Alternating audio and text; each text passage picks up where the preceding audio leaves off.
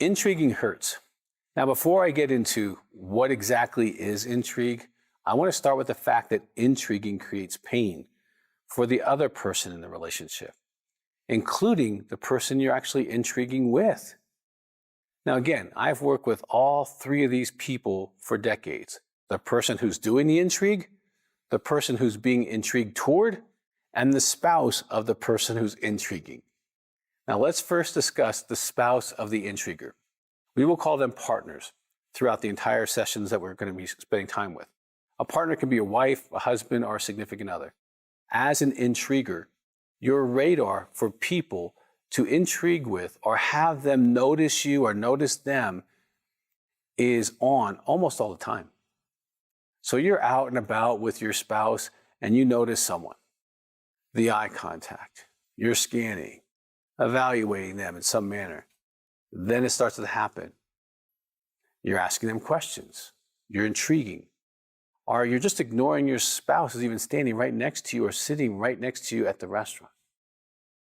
Let me share with you what spouses, both men and women, have shared with me on how they feel as they experience your intrigue from just the energy moving away from your marriage or your relationship with them towards the other person that you're actually intriguing with or potentially even flirting with.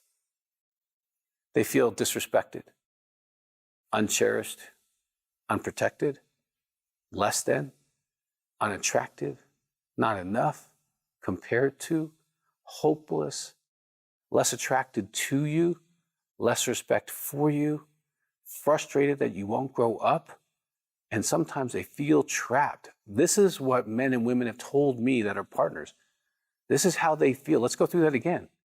Disrespected, uncherished, unprotected, less than, unattractive, not enough, compared to, hopeless, less attracted to you, less respect for you, frustrated that you won't grow up. Now, why would anyone want their spouse to feel this much pain? And in some cases, very regularly. There's some people who won't even go out with their spouse anymore. Again, this can be real people, could be pornography, could just be inappropriate images or fantasy that distracts you in real time. It could be the Facebook, the social media images, or the conversations that are rolling around in your head with someone else while you're sitting there with your spouse. That disengagement is intriguing. Now let's talk about the person you are intriguing with. There's several different types here. First, let's talk about the person who you are a fellow drinker, a fellow intriguer, someone who's into passing that energy back and forth with you. They are intriguing back. They're also being distracted from their relationships, giving them a hit, giving them that buzz, possibly giving them a false hope that you are giving them preference over your spouse or your life, that you really like them, keeping them wanting something that you represent, whether that's financial stability, sensuality, fun, excitement, setting them up for the letdown if they want more than you do, creating a potential lust that you can't fulfill with that person, creating escape or fantasy for them because they're so excited to know you're going to come back into the store or see them again or say something positive to them or just give them that look in the eyes like I want you. You're both drinking from the eye gazing. You're both drinking from the potential lust or the potential, hey, maybe one day we'll get to have a real conversation. Maybe we can get to know each other. And this is all going on without words, okay? Neither one of you is actually in reality or in their real life. They're not thinking about their kids or their neighbors or their friends or whatever. There's, hey, this could happen, baby, okay? Now, that's the fellow intriguer. There's this mutual energy. He or she's also kind of getting floaty about it, and it's fun.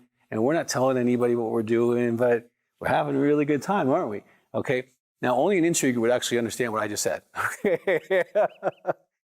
Because people who don't intrigue don't do this. They stay in their real relationships all the time. Now, let's talk about the non-drinker that you intrigue. Okay, this is someone who's not into intrigue, wouldn't understand it, but they still feel your energy, kind of trying to reach out and to slime them and to try to grab them or pull something from them. This person's not like you. This person feels objectified. They feel shamed. They feel reduced, sexualized, like self-conscious, afraid, disgusted.